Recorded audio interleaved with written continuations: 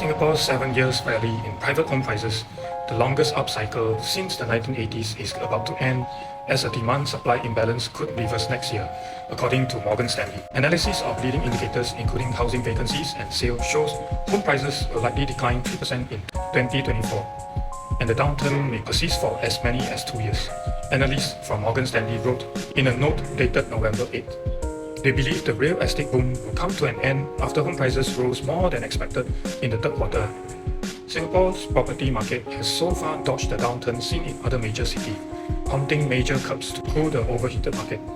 In contrast, Hong Kong has slashed housing taxes in order to revive its ailing property sector. Housing demand will decline as high stamp duties deter foreign buyers. Fewer people upgrade from public housing and investors pull back, the analyst said. Meanwhile, policymakers are putting up more land for sale than they have in a decade.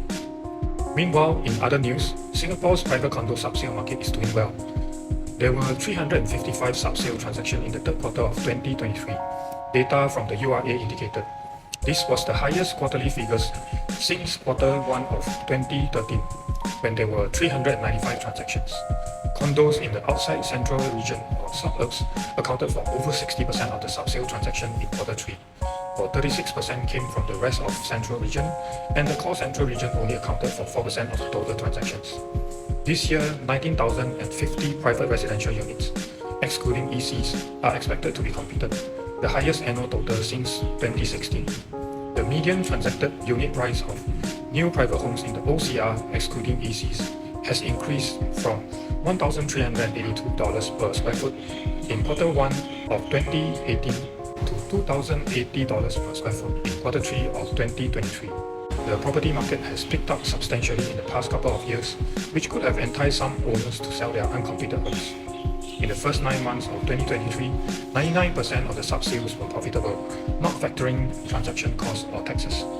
URA released data shows that subsale during this period made an average profit of more than $252,800 per transaction, an average annualized profit of more than 20%. Interest rate increased very significantly throughout 2022 and remain elevated. There might be a group of buyers who are investors but not buying for self-use and are now faced with the start of high mortgage payments. Some might have bought at the prospect of payments and decided to sell. Existing homeowners tend to sell and rent if they buy a new unit. Rents which have risen rapidly over the past 2 years make this option expensive. Thus, there is more demand for subsale units now. The best-selling subsale projects this year include Riverfront Residences, Treasure at Tampines, and Park Esta. In the HDB market, resale prices of HDB flats rebounded in October after booking their first decline in 6 months in September. The number of flats transacted also recovered, rising 10.8% on the month to 2,200 flats transacted. Flash estimates from 99.co and SRX showed on Thursday, November 9th. Stricter rules for the non-selection of a BTO flat likely led buyers to look towards the resale market. There were more buyers looking for flats without resale restrictions like the central region, where only prime and plus BTO flats would be sold from the second half of 2024. All room types recorded an average gain of 5.3% in the resale prices year-on-year. Resale volume were 12% higher year-on-year. 62.2% of the resale flat deals took place in non-mature estates, and the remaining 37.8% were from mature estates.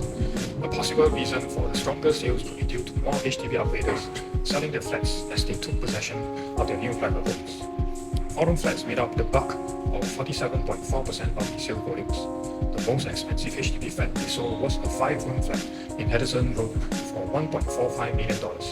Bye for now. I'll see you in the next video.